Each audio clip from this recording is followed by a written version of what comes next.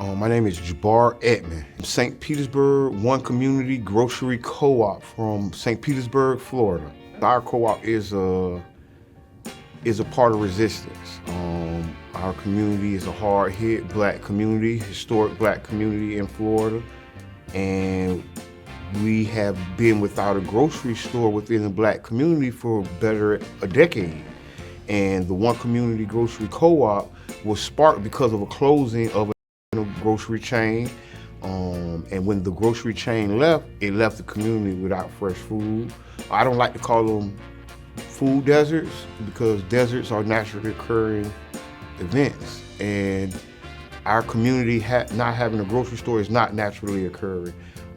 It's based on capitalism, it's based on racism, and our community has been hurting ever since. So One Community Grocery Co-op is a solution we're building for us, and sustainability, economics, right? And then also we're looking to grow with the rest of the co-ops. We want to be one of those satellite or them anchor locations in Florida, and teaching other people about co-ops, starting with a grocery store. But you know, the sky's the limit. As big as our imagination, as big as the community wants it to be.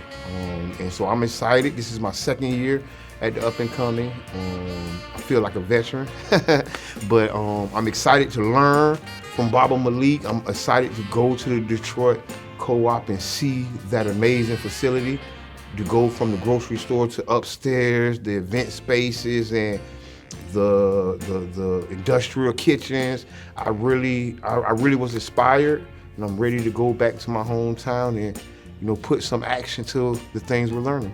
And it's an experience to come 1 year and hear the plans, to see the blueprints, and then a year, 18 months later, to actually walk through the building, to actually buy groceries. We bought food and drinks from there yesterday.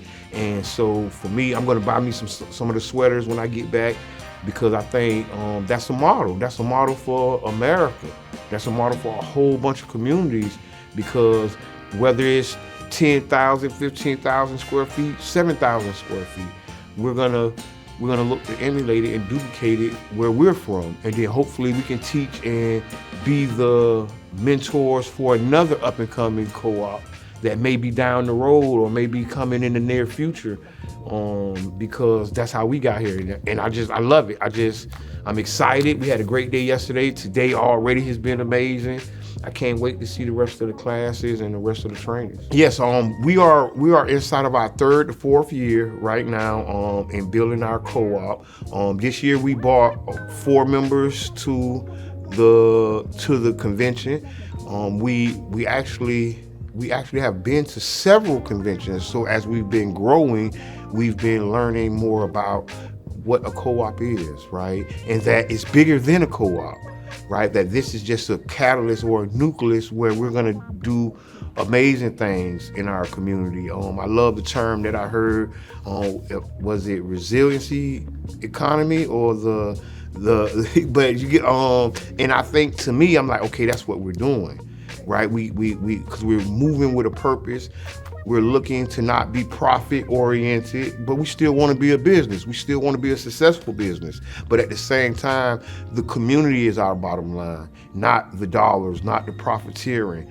And looking, you know, to bring healthy food options to our community. We're a community that's been struggling with natural and what they call it, organic foods. We have corner stores, and there's a lot of processed foods. There's a lot of sugary foods, and it's in abundance, right? But we also are suffering from high cancer rates, high diabetes. We also are suffering from the results of eating those products. So a grocery co-op, what we're looking to do is not only going to help us in economy or with our dollars and jobs and things of that nature, but it's also going to help us with our health.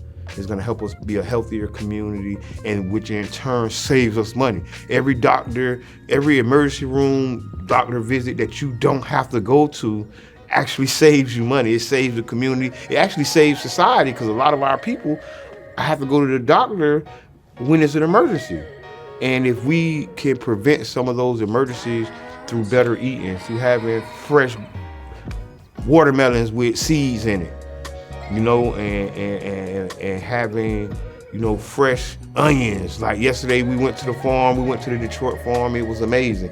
They were doing onions, they had garlic, they had so many different things, and we were looking at it and we're like, hey, this is not only food, this is revenue.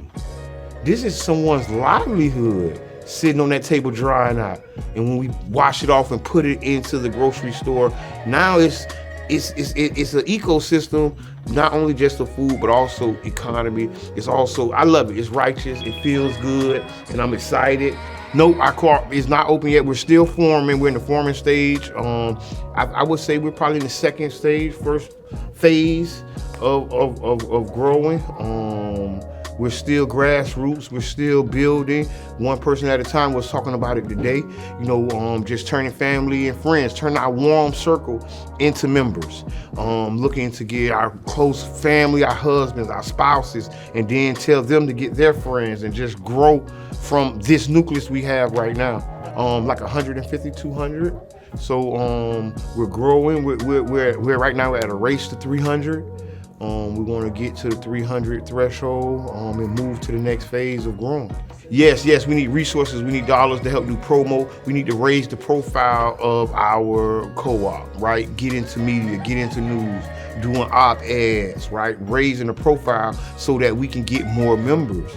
We can grow our membership to add to the dollars that we need to grow it. It's like the recycling sign. One come up, another come down, another one go around. Wow. And I like that. That's an amazing question. So the next 20 years, I see the St. Pete One Community Grocery Co-op being a premier co-op, not only in our area, in our region, if not nationally. And also I see us growing into different forms of co-ops, whether it be a solar co-op, because we're in the Sunshine City, inside of the Sunshine State, right? Whether it be a medical or recreational cannabis co-op that we help, you know, returning citizens get involved with. So who knows where we're gonna end up, but I think the sky's the limit. In the next 20 years, I see us not only doing the co-op, the grocery co-op and growing it, but duplicating it, right? Duplicating ourselves, whether it be in our local area or in an adjacent community. In the next 20 years, and becoming professionals at it, right? Becoming subject matter experts, being able to get the knowledge from conferences like this, and then go into our community and then disseminate the knowledge amongst the community members. So, like I say, to duplicate ourselves. And I think some of the things that we're gonna need to, you know, make it to 200 years is not only just money and resources, but also people power, right? Because the people are going to build this. Our time, talent, and treasure is what's going to make this last into perpetuity. And take it from just being a grocery store in a neighborhood to being, you know, we might be the next Amazon to our region, right? We might have 100 trucks doing daily 2-hour deliveries for groceries. You never know where we're gonna end up, because I think once we get this down, once we get this co-op of the grocery store and get the grocery store open, you know, and get products out to the community, then we can move on to the next phase and duplicating ourselves and making more co-ops and especially in our community. We're like down south. So we're in like what they call it the Jim Crow South. Like really, like you kind of can't get no further Jim Crow South than us, right? You can, there's a couple more down there, but it's not too much. We're very deep south, right? And co-ops is almost foreign. It's a foreign language. A housing co-op, a grocery co-op, people want to know what that is. I had to learn what it is. And once I knew what it is and I was a part of it, I still didn't get it. I still didn't understand, so I came here last year. And then I was like, wow. This is bigger than co-ops, and it is. It's bigger than just a grocery store, because it's the beginning of, you know, the economics that our community has been asking for and need for decades.